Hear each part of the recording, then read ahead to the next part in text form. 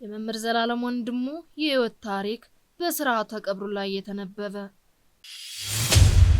የተወደዳችሁና የተከበራችሁ የቅድስት ቤተክርስቲያን አባቶች፣ ቤተሰቦችና የመምህር ዘላለም ወዳጆች፣ ዛሬ የምንናገረው ስለ አንድ ስጋዊ ወንድማችን ብቻ አይደለም። የምንናገረው ስለ ብዙዎች አባት፣ ስለ ደዎች ረዳትና ስለ ወንጌል ብርሃን ነው። መምህር ዘላለም በስጋ መለየታችን ለአንጀታችን እጅግ የሚከብድ ለቤተሰቦችም መሪር ሐዘን ቢሆንም እርሱ ግን አስቀድሞ በመልካም ስራው በሰማይ ቤትን ሰርቶ እንደነበርም እናምናለን። ምንም እንኳን በሰውነታችን ብናዝንም በብፁዓን አባቶች ጸሎትና ትምህርት እንዲሁም በዚህ በመካከላችሁ ባላችሁትና አለንላችሁ በሚሉ የክርስቶስ ቤተሰቦች ፍቅርም ተጽናንተናል። እርሱ የሄደው ወደ ፈጠረው አምላኩ ነውና ሐዘናችን በተስፋ የተሞላ ነው። የመምህር ዘላለም ወንድሙ ወልደ ሰማዕት የህይወት ታሪክ፣ ውልደትና የልጅነት ዘመን። መምህር ዘላለም ወንድሙ ስመ ጥምቀቱ ወልደ ሰማዕት ከአባታቸው ከአቶ ወንድሙ ተማም ከእናታቸው ከወይዘሮ ትክክል ወርቅ ገብረ ኢየሱስ ነሐሴ 17 ቀን 1969 ዓ.ም በታሪካዊቷ ደብረ ሲና ከተማ ተወለዱ። ገና በለጋነቱ የቤተክርስቲያን ጠረን እየሳበ በእኔታ ታምር እግር ስር ተቀምጦ የቄስ ትምህርቱን በመቅሰም ለወደፊት መንፈሳዊ ተጋድሎውን መሰረትን ጣለ። የትምህርት ጉብዝናና የቅንነት መገለጫ በትምህርቱ እጅግ ብሩህ የነበረው ዘላለም በሰበታ ከተማ በነበረው የትምህርት ቆይታው ሁልጊዜም ከአንደኛነት ደረጃ ወርዶ አያውቅም ነበር። በተለይም በስድስተኛና በስምንተኛ ክፍል ብሔራዊ ፈተናዎች ከ100 በማምጣት አስደናቂ ውጤትን አስመዝግቧል። የሚገርመው ግን ዕውቀቱ ለራሱ ብቻ አልነበረም። ለሂሳብ ትምህርት የነበረው ልዩ ተሰጥኦ መምህራኑ በማይኖሩበት ጊዜ እርሱ መምህር ሆኖ ጓደኞቹን ያስተምርም ነበር። ይህ ሌሎችን የማብቃት መልካም ስራው ከና በልጅነቱ አብሮት ያደገም ጸጋ ነበር። የአግሮ ቴክኒክ ወደ ወንጌል አገልግሎት በኤሌክትሪሲቲ ሙያ በዲፕሎማ ቢመረቅ የልቡ ጥሪ ግን የሰው ልጅን ነፍስ በወንጌል ኤሌክትሪክ ማብራት ነበር። በወሊሶ ቆይታው ከብፁዕ አቡነ ዲዮስቆሮስ እግር ስር ሆኖ በሰንበት ትምህርት ቤት አገልግሎት ማገልገል ጀመረ። የ12ኛ ክፍል ውጤቱ ለከፍተኛ ኮሌጅ ቢያበቃውም እርሱ ግን የእግዚአብሔር መንግስት ተቀድማለች ብሎ ራሱን ለቤተ ክርስቲያን አገልግሎት አሳልፎ ሰጠ። የአገልግሎት አሻራዎቹ ከገጠር እስከ ከተማ መምህር ዘላለም የከተማ ኑሮ ይመቸኛል ብሎ የተቀመጠ አገልጋይም አልነበረም።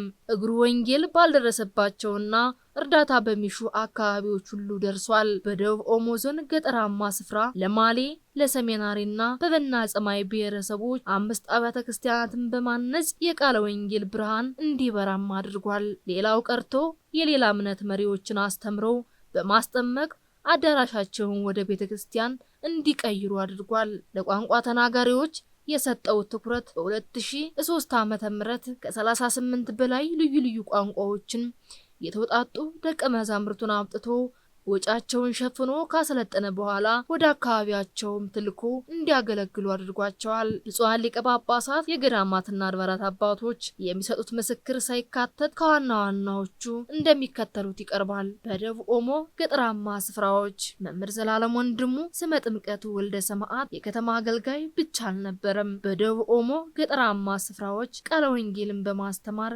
ካበረከተው መንፈሳዊ አገልግሎት በተጨማሪ አንደኛ ለማሌ ብሔረሰብ የማሌ ቅዱስ ባለወልድ ቤተክርስቲያን፣ ሁለተኛ ለሰሜናሪ የዘፍቲ ቅዱስ ሚካኤል ቤተክርስቲያን፣ ሶስተኛ ለአሪ የሰለማ ቅዱስ ኪዳነምህረት ቤተክርስቲያን፣ አራተኛ ለበና ጸማይ ብሔር የሙቃጫ ቅዱስ ሚካኤል ቤተክርስቲያን፣ አምስተኛ የማላተር ቅዱስ ሚካኤል በጅምር ላይ ያለ በከተማው የነበሩ ዋና ዋና ፓስተሮችን አስተምረው በማስጠመቅ አዳራሻቸውን አፍርሰው ቆርቆሮ በማምጣት እንዲሰሩም አድርገዋል። ጉምዝ፣ ጋምቤላና ጅንካ በመምህር ዘላለም ወንድሙ ስመ ጥምቀቱ ወልደ ሰማዕት በ2003 ዓ.ም ከጠረፋማ ከገጠሪቱ የሀገር ክፍሎች የተውጣጡ 38 ልዩ ልዩ ቋንቋ ተናጋሪ ደቀ መዝሙርትን መልምሎና ከየሀገረ ስብከታቸው ማስረጃ ጽፎ በማስመጣት ሙሉ የስልጠና ወጫቸውን በመሸፈን በጽርሐ ጽዮን የስልጠና ማዕከል እንዲማሩ በማድረግ ስልጠናቸውን ሲያጠናቅቁ ደግሞ የአገልግሎት ልብስና መጽሐፍ ገዝቶ በመስጠት ወደ የመጡበት አካባቢ ተመልሰው በቋንቋቸው እንዲያገለግሉ አድርጓል። በጅግጅጋ ሀገረ ስብከት መምህር ዘላለም ወንድሙ ስመ ጥምቀቱ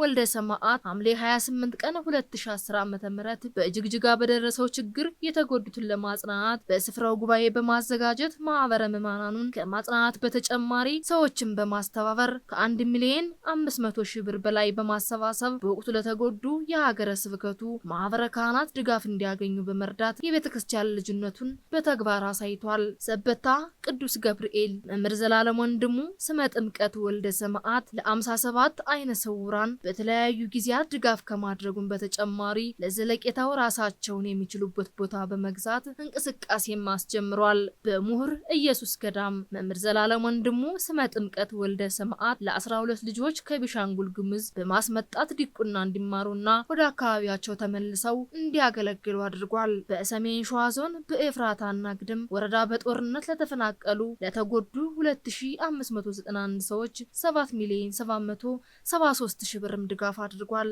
ሸዋሮቢት አጣዬ ከሚሴ ከተለያዩ አካባቢዎች ለተፈናቀሉ ጉዳት ለደረሰባቸው ምዕመናንም ድጋፍ አድርጓል። ደብረ ዘይት መምህር ዘላለም ወንድሙ ከቢሾፍቱ ከተማ በቅርብ ርቀት ከሚገኘውና የኢትዮጵያ አውሮፕላን ተከስክዞ ብዙ ሰው ባለቀበት ኤጅሬ ቦታ ላይ በአካል ተገኝቶ በማጽናናትና የምስራቅ ሸዋ ሀገረ ስብከት ሊቀ ጳጳስ ብፁዕ አቡነ ጎርጎርዮስን በማስፈቀድ የተለያዩ ሰዎችን በማስተባበር የቅድስት ልደታ ቤተክርስቲያን አስተካክሎ ጥር 30 ቀን 2018 ዓ.ም በአካል በመገኘት አስመርቋል። ቡታጅራ በግጭት የተፈናቀሉ ቦታው ድረስ ሂዶ በአካል በመገኘት በቃለ እግዚአብሔር ከማጽናናትም በተጨማሪ የሚታወቅበትን መልካም ድጋፍም አሳይቷል። ከስልጤ ዞን ከቅበተ ከተማ በክርስትናቸው ምክንያት ከቤታቸው ከንብረታቸው ለተፈናቀሉ ለ288 ሰዎች 576 ሺህ ብር ድጋፍ አድርጓል።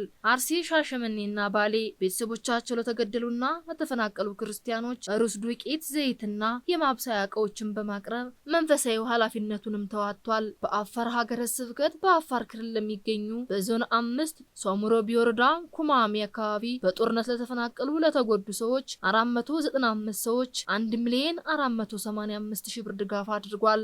ስሙማ ማሩ በማለት የሚጠሩት የአፋር ሀገረ ስብከት ሊቀ ጳጳስና የሲኖዶሱ አባል ብፁዕ አቡነ ዮናስ በስማቸው በሸዋ አርባ ለተቋቋመው አረጋውያን የጦሪታ ማዕከል የቦርድ ሰብሳቢ በመሆንና በኃላፊነት በማገልገል ዓመታዊ የምግብ እገዛም አድርጓል። ደብረ ሊባኖስ ገዳም ለአበው ካህናት ለአገልግሎት የሚሆን ልብሰ ተክህኖትም ሰጥቷል። ደብረ ብርሃን የአእምሮ ህሙማን ማገገሚያ እንዲሆን በአርቲስት ፍቃዱ ተክለ ማርያም ልጅ በተመሰረተው ሀበሻ የአረጋውያን ምስኪኖች መርጃ ለንጽህና መጠበቂያ የሚሆኑ ነገሮችን በማቅረብ ሃይማኖትን በተግባር አስመስክረዋል። ዋግምራ ዞን ሰቆጣ በጦርነት ለተፈናቀሉ ለተጎዱ ለ901 ሰዎች 2 ሚሊዮን 703 ብርም ድጋፍ አድርጓል። ደባርቅ ወረዳ በጦርነት ለተፈናቀሉ ለተጎዱ ወገኖቻችን ለ294 ሰዎች 882 ብርም ድጋፍ አድርጓል። ጎንደር የአብነት ተማሪዎች ሲመረቁ በስጦታ መልኩ ካባም ሰጥቷል። አዲስ አበባ የዲዲያ መንፈሳዊ ማህበር እሁድ ከ5 ሰዓት ጀምሮ እስከ 7 ሰዓት በቃለ እግዚአብሔር በሃይማኖት በምግባር እንዲጽናኑና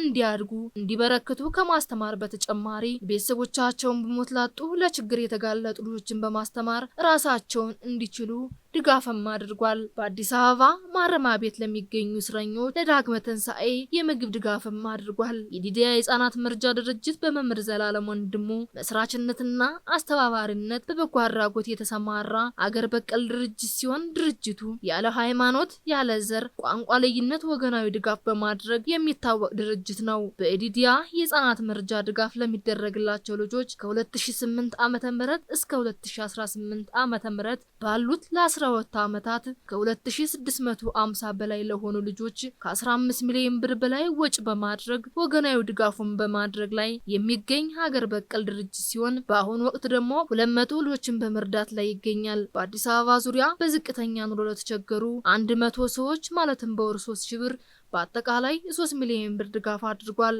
በየሳምንቱ ሮብና አርብ የሚደረግ የምሳ መርሃ ግብር አንደኛ ቂርቆስ 80 ልጆች፣ ሁለተኛ ሳሪስ አፑ 148 ልጆች፣ ሶስተኛ የካ ሚካኤል 72 ልጆች በአጠቃላይ ለ300 አቅመ ደካሞች የምሳ መርሃ ግብርም አድርጓል። ሽንቁሩ ቅዱስ ሚካኤል ለሚገኙ ጸበልተኞች ዘይትና ዱቄት ድጋፍ አድርጓል።